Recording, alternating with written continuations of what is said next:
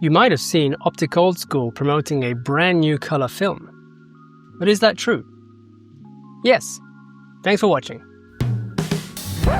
So I was lucky enough to get my hands on some pre-release beta rolls of this film. And long story short, yes, it is a brand new stock. Kind of. It's a film that's never been on sale before. Short story long, after some sample shots. Now I'm no Kyle McDougall, but let's start with a little exposure test. I've got this little scene here, lots of different colors, little bit of highlight, little bit of shadow, and we're going to start with one shot at box speed. And it looks good, no complaints, very natural colors, very good looking color negative. Now let's compare that with one stop underexposed. And we got a little bit more saturation, and pretty quickly we can see the shadows are falling apart, so probably shouldn't go much further in that direction, unless maybe you're going to push it. So going the other way with one stop overexposed, and we get a nice sort of airy, fluffy feel, and two stops over is much of the same. I didn't correct these scans in any way, they are the conversion which Negative Lab gave to me, and I haven't really touched them at all. But we can see that if we bring the exposure of the two stops over down to match that of the box speed, then it still looks very good with pretty impressive highlight retention and now a lot more detail in the shadows. So maybe overexposure is the way to go. As for the colors, I want to say that it gets a bit warmer as you overexpose it.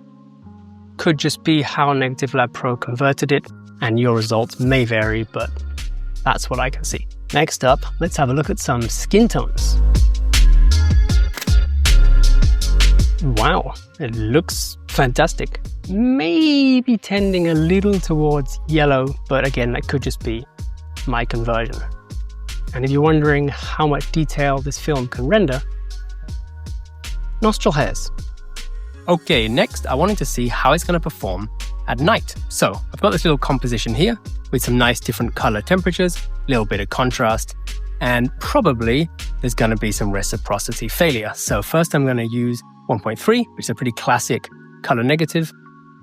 And then for the second shot, I'll use 1.6 and we'll see which is better.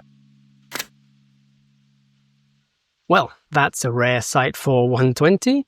This was actually the first shot that I shot on this roll. The power of cinema. I was hoping to hide that fact behind my edit, but here we are. So the rolls I have are pre-release beta rolls directly from the manufacturer, and they are not a representation of the quality that you will receive when you buy the film. So I think we can pretty much guarantee first to the roll light leaks will not be a problem on the final release.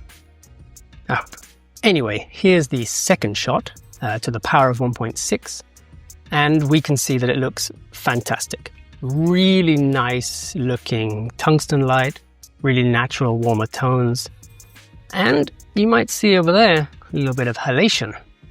Well, I promise you, this is not Wash Vision 3, and we'll get to the halation point a little bit later on.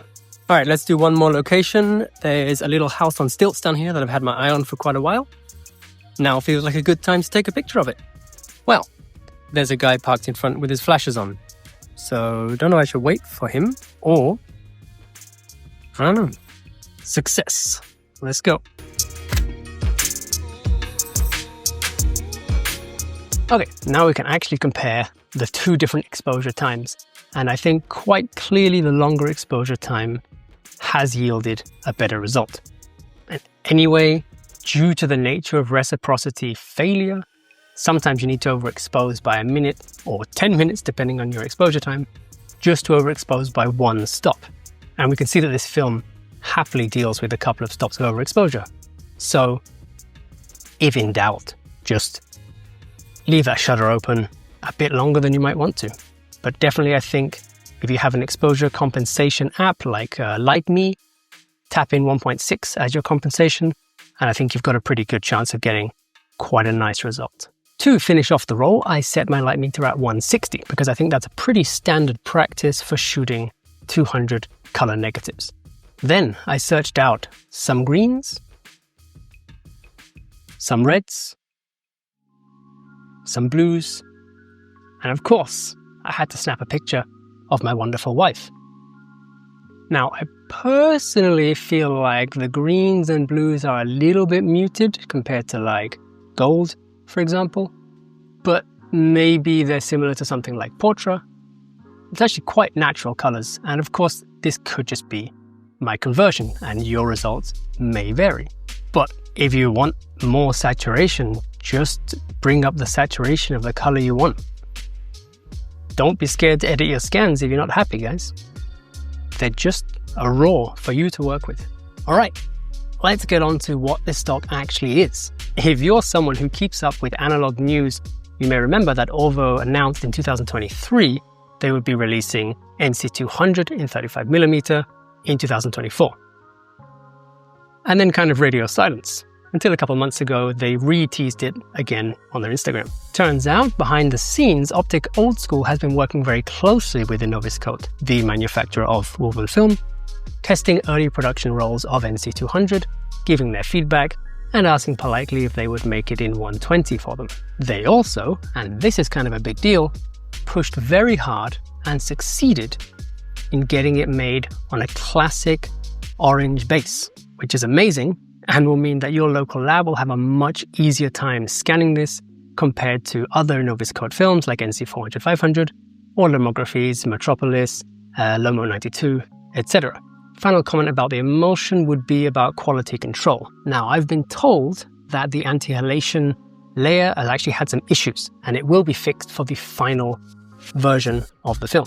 That said, the first run, which is quite a lot of rolls of film, has already been produced and therefore must be sold. Otherwise, it's just throwing money in the trash. To be honest, I think there will actually be a market for this version with halation, and I wouldn't be surprised if Optik Oldschool end up selling a halation version and a halation-free version in tandem, depending on which flavor you prefer. Overall, I think this is very cool to see because Innoviscote is quite a small company compared to the film giants, and we don't know how far along NC200 was or how long it might have taken to come to market, but I think it's fair to say that this sizable order from Optik Oldschool has given them the push that they might have needed to get it out the door.